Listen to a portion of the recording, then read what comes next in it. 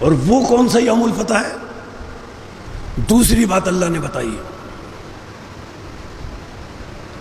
وَلَا هُمْ يُنْظَرُونَ، فتح کا دن اسلام کا وہ دن ہے، کوئی کافر مشرک آ کر کہے گا ہم نے ایمان قبول کیا، ایمان اس کا اس دن قبول نہیں کیا جائے گا، اس سے پہلے قبول کر لے تو قبول کر لیا جائے گا۔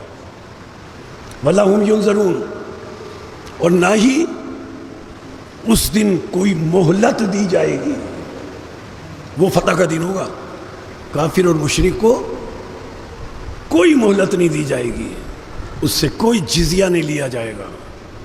رسول بھی جزیہ لیتے رہے، مباہلے میں لیا، بدر کے بعد جو ایمان لائے ان کا ایمان قبول کیا، فتح مکہ میں جو خوف زدہ ہو کر ایمان لائے ان کا ایمان قبول کیا،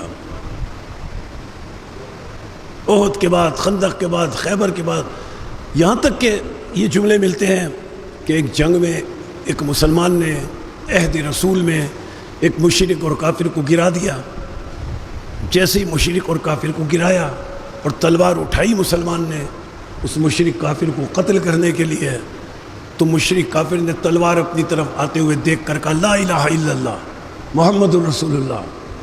مسلمان نے سوچا کہ شاید خوف زدہ ہو کر کلمہ پڑھا ہے، ایک مرتبہ جھجکا یہ، اور پھر اس نے مسلمان نے مشرک کو قتل کر دیا، لیکن رسول کو آ کر بتایا یا رسول اللہ ایسا ہوا، تو رسول نے فرمایا تم نے غلط کیا، من قال لا الہ الا اللہ و محمد الرسول اللہ فقد دخل فی حصن الاسلام، جس نے لا الہ الا اللہ اور محمد رسول اللہ کا کلمہ پڑھ لیا وہ قلعہ حفاظت اسلام میں داخل ہو گیا۔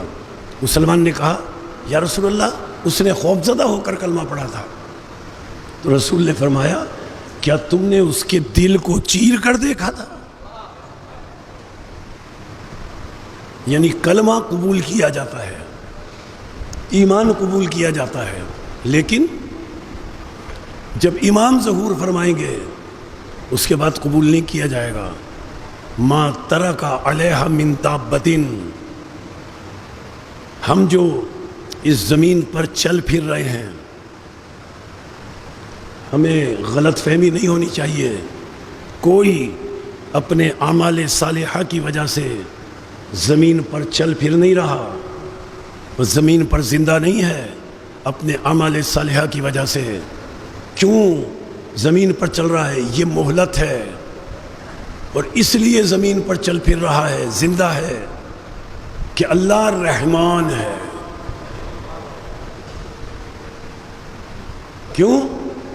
اس لیے کہ اللہ رحمان ہے، رحمان۔ اگر اللہ صرف رحیم ہوتا، ارباب علم کے لیے جملہ ہدیہ کر رہا ہوں، اگر اللہ صرف رحیم ہوتا، رحمان نہ ہوتا، تو ایک انسان بھی زمین پر چلتا پھرتا نظر نہیں آتا۔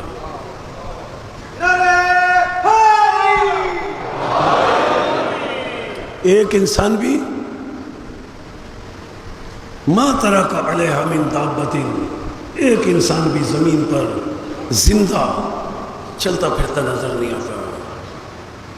اپنے اعمال کی وجہ سے ہم زمین پر نہیں چل رہے، اس کے فضل، اس کے کرم اور اس کے رحمان ہونے کی وجہ سے ہم زندہ زمین پر چل پھر رہے ہیں۔